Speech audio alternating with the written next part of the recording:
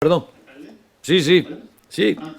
Soy David Loreto. Nada, quería preguntar, ya que he comentado el tema de Ryanair, si hay alguna novedad sobre las negociaciones con la compañía, sobre ese concurso público, destino más concretado. Gracias. Va a salir de forma muy rápida el nuevo concurso.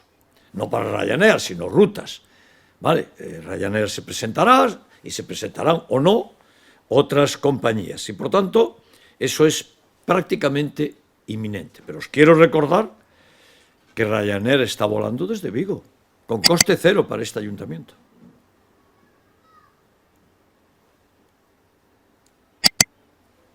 ¿Algo más? Con lo que acaba de decir de la inversión, lo que se refiere al Instituto de Navia, hoy el Xunta de Galicia ha mandado una nota diciendo que no se puede hacer esa obra porque el Ayuntamiento no ha puesto el suelo a disposición. No sé cuál es la respuesta a esto. Tan pronto pongan el dinero, inmediatamente lo tienen a su disposición. Ya está a su disposición. Una vez más vuelven a mentir. Una vez más vuelven a mentir.